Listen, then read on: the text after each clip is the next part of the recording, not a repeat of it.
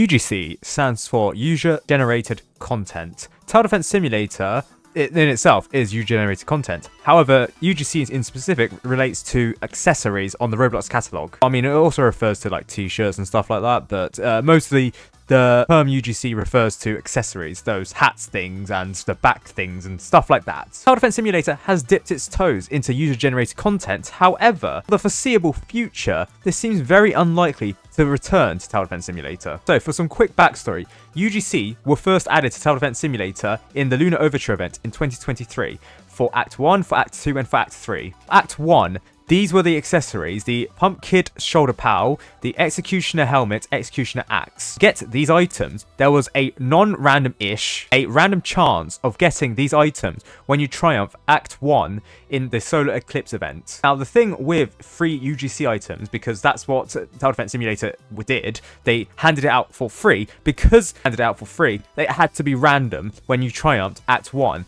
And in this case, there were limited copies of every item. So the Pump Kit Shoulder Pal, that had a rarity of 25,000. Meanwhile, the Executioner Helmet had a rarity of 10,000, and the Execution Axe had a rarity of 2,500. Now, fun fact, the rarer the item, aka say this Execution Axe, the rarer it is that you got it by random chance. The Pump Kid Shoulder Pal was the most likely item, UGC item, that you could get from Act 1. Meanwhile, the Executioner Axe was the least likely. The closer the item got to quantity 0 remaining, meant that the rarer it actually got. Because these were free, you actually had to purchase it, well, with 0 Robux after you triumphed it and got it for random chance.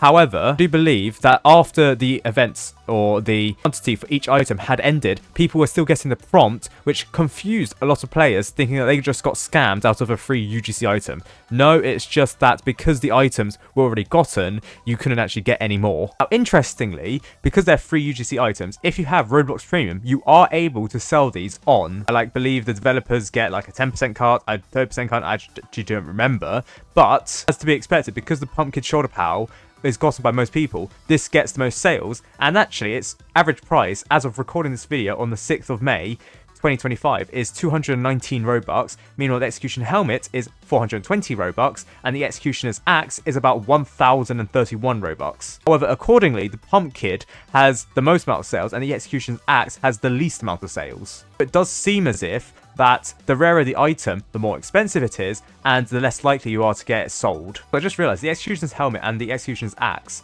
they have kind of the same description. Wearing this helmet gives you a plus 100 ego stat buff, plus 100 flex stats buff. Other than the fact that they appear on your back or as your accessories, they don't appear to give you any other advantage in Tower Defense Simulator. They are just free UGC items, and that's it. Meanwhile, moving on to Act 2, there's Jacobot Head, Jacobot Chestplate, Reaper's Gear. 30,000, 15,000, 3,000 items, respectively, quantity. Now, interestingly, Jacobot's Head, yes, there's more sales, but its average price is around 123, and I suspect it's only this low because there is a floor limit for Jacobot's Head.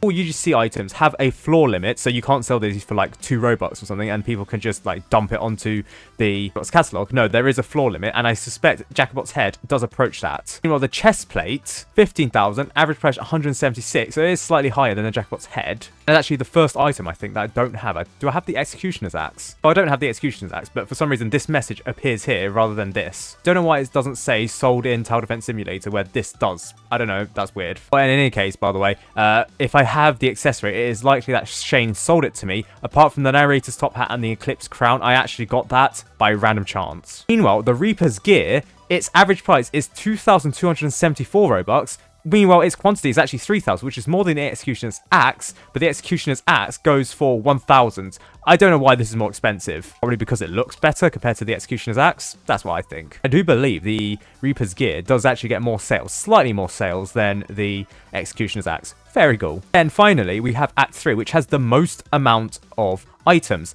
Now, I believe the God Cube fragments, they're actually the only item in the entire Lunar Overture event that you did not need to get by triumphing a game. You actually got this through the obby parkour in Tower Defense Simulator. There was a lobby, an Act 3 lobby, where you could complete a lobby, and therefore, at the end of the game, you would actually get these items. In fact, I was one of the last people to get it. I was one of the last 500-ish people to get it. My copy of the God Cube fragments, which, by the way, each UGC item has a unique number. My number was 24,514 when there were 25,000 copies. And do bear in mind that this item was like one of the most common items, or one of the easiest items you can get, because you didn't need to triumph Night 1, Night 2, Night 3, or Act 1, Act 2, and Act 3. And Act 3, by the way, when on release, was literally impossible unless you used a glitch with the Sledger or any other freezing tower, which actually caused enemies to get stuck. Now, actually, I admin abused to actually beat it. I know.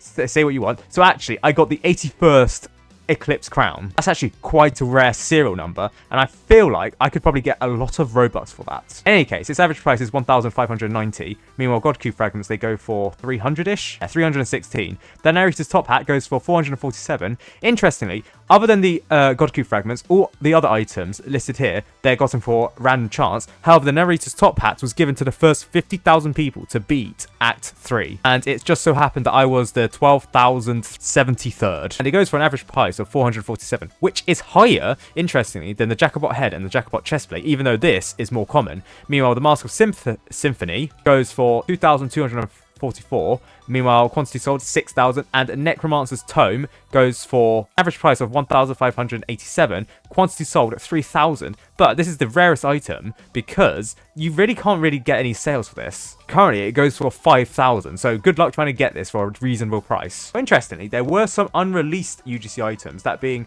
Jacobot's shoulder minigun and Jacobot shoulder minigunner cannon, which I think were left and right. I suspect these weren't released because the delay that you had to upload UGC items and then sell them for a quantity was actually 24 hours, and in the time between Act 1 and Act 2 there were less than, that was like 72 hours or something like that. In any case, it did not allow the developers to sell 5 items. They could for Act 3 because the delay between Act 2 and Act 3 was 7 weeks. Well, it's not 7 weeks, 7 days, which was a week. Which is why there were so many items for Act 3, but not for Act 2. They only had 3, same amount as Act 1. I suspect the developers added UGC items because they thought they could make a lot of money from it. Because again, if a player sells a UGC item, they get cut of the sale. So I think it's 10%, which, if you think about it, because these items do continuously get sold. Sure, there are days where it doesn't get sold, but every single day there's like 1 or 2 items that get sold. Developers, technically, a passive revenue income for the rest of their life. Even if the game does shut down, technically, if people still keep buying the Pumpkin Shoulder Power or any of the other items, like the Narrator's Top Hat, the Narrator's Top Hat is actually quite popular. It gets sales basically every single day. It means that the developers are actually earning some money. And in fact, I don't know if they actually recouped their costs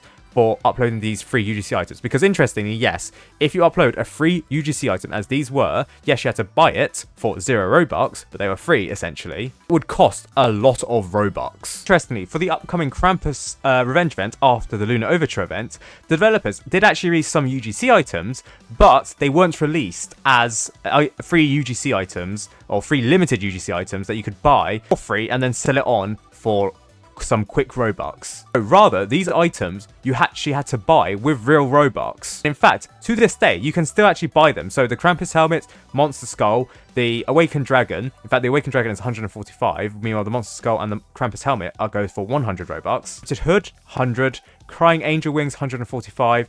Chiromancer's Mask, 100 Robux. I suspect these are the lowest that they can be for the price floor, because every item, different type of accessory, has a price floor. Hats is about 100 and the back accessory has 145. Now, I would suspect that for Krampus Revenge event, these were planned to be free limited UGC items. However, the developers did not want to go through the hassle of uploading them, waiting 24 hours for the next one to upload, and then doing that all over again for just a chance for the community to get the item. Because let's not forget, for Lunar Overture event, these UGC items, people complain about them a lot because they were a random chance. For some reason, even though these items do not affect your in-game performance whatsoever, people complained as if they were actual things in the game. Like, for logbooks, for example, right? I can understand people saying that, oh, you don't have the cross-spawner logbook. You're not that dedicated to the game. No, well, that's wrong anyway, but still. But for UGC items, really? When most people player-based don't actually even look at UGC items? Yeah, I genuinely, if you're a real completionist and you consider UGC items as like part of the completionist set, good luck, by the way. I suspect from all that controversy, the developers did upload the Krampus Revenge event UGC items. I suspect they had these planned for a while, but instead just kept them around as like regular items, user-generated items that you could buy and just kept it at that. No free items. And actually, the only other free item that you could get is the Scout Egg. For the Hunt event, there was a quest when, after you beat the easy mode, there was another additional quest. You need to get 3 easy mode triumphs to get the Scout Egg accessory, and after that ran out of stock, you got the deluxe crate. Now, people actually did regret getting this Scout Egg when you could have gotten the deluxe crate. Yeah, it's weird. The community prefer the deluxe crate over a single accessory that you can't get anymore. That being said, though, the Scout Egg, its average price is 94 Robux, quantity sold 200,000. And the only reason why